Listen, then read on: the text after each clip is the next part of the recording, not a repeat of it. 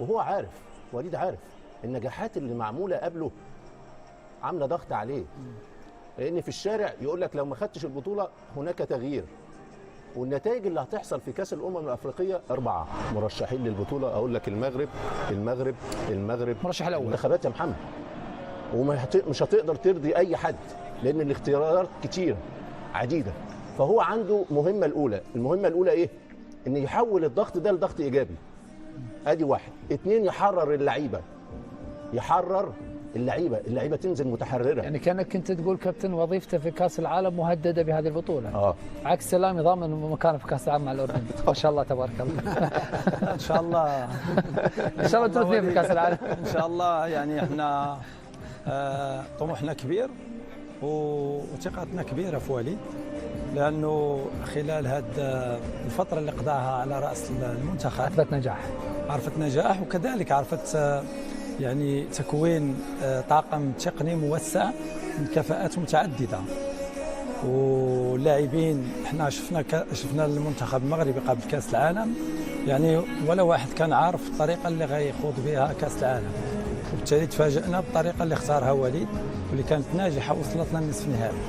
نظن وليد راكم من التجربه الشيء اللي يخليه قادر على انه يلقى طريقه المثاليه للفوز بهذا الكاس، لان احنا طبيعه الحال الجمهور يحب الكره والمتعه، ولكن اهم منها هو الفوز بكاس افريقيا ان شاء الله. تعالوا الان نرحب بمراسلي الذي سيترأس مراسمه ولي العهد المغربي الأمير مولاي الحسن إلى جانب رئيس الاتحاد الإفريقي لإفريقيا الكل، متواجد هنا داخل أسوار ملعب الأمير مولاي عبد الله تأهبا لضربة البداية ولصافرة البداية. مدة حفل الافتتاح لن تتجاوز 30 دقيقة كأقصى تقدير. ربما اللجنة المنظمة أخذت بعين الاعتبار التساقطات المطرية التي تبقى منطقية بحكم أن البطولة تجرى في فصل الشتاء، وما يميز فصل الشتاء في المغرب هي التساقطات المطرية، لكن لن تؤثر على سير حفل الافتتاح ولن تؤثر على سير مباريات البطولة. الملاعب مجهزة الكل، رهن إشارة اللجنة المنظمة التي تبقى على يقظة تامة. مباراة الافتتاح ستجمع بين المنتخب المغربي ومنتخب جزر القمر. تاريخيا لطالما انحازت مباريات الافتتاح سنة بعد سنة، سيسعى لكسر هذه القاعدة، يلعب دون ضغوطات. ليس لمنتخب جزر القمر ما يخسره اليوم، سيسعى لخلق المفاجأة في مباراة العمر كما اعتبرها مدربه كوزام مباراة العمر بالنسبة له شخصيا كمدرب، وكذلك لمنتخب جزر القمر. لكن أسود الأطلس يدخلون هذا اللقاء من أجل ضمان 3 نقاط مهمة في مسهل المشوار ستعبد الطريق نحو إنهاء المهمة الأولى في مرحلة دور المجموعات، وهي إنهاء المجموعة في الصدارة.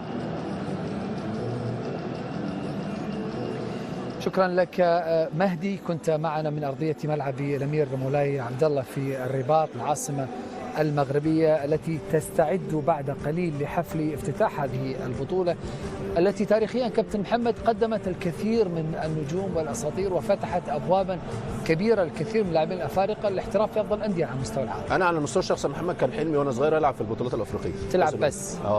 أشارك فيها لأن دي أحلى أيام. احنا عملنا 3 بطولات الجيل بتاعنا 2006 و2008 و2010.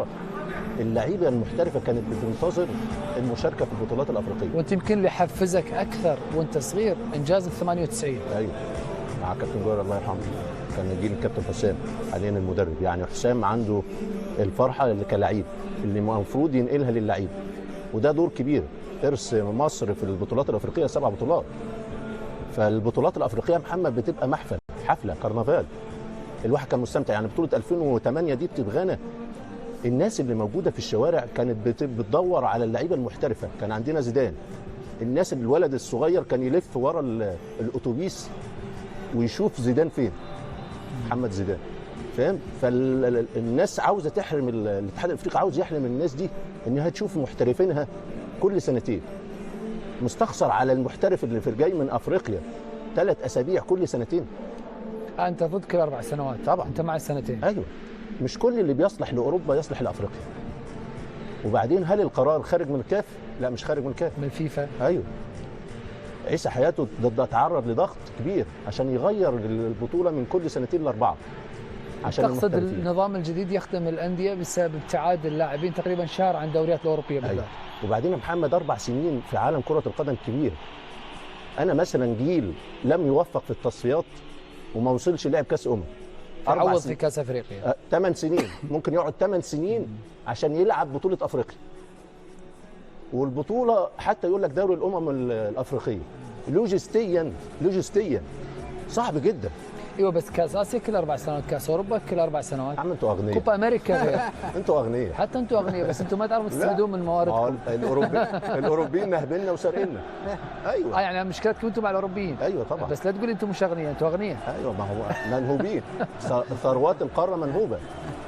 المنهوبه بس هنا الثروات مستفاد منها بملعب تحفه. أيوة. والمغرب تعيش فتره ذهبيه على مستوى المنشات ليس فقط على مستوى الانجازات. كابتن جمال والكابتن يوسف قال لك ايه؟ هي رؤيه، هي خطه، بنيه تحتيه، وبعد كده مدربين وانديه واجيال الشباب والناشئين. عشان كده بنشوف تحفه قدامنا، ملعب تحفه بصراحه. دعونا نشاهد في هذه التحفه حفل افتتاح كاس الامم الافريقيه في العاصمه المغربيه الرباط. نتابع.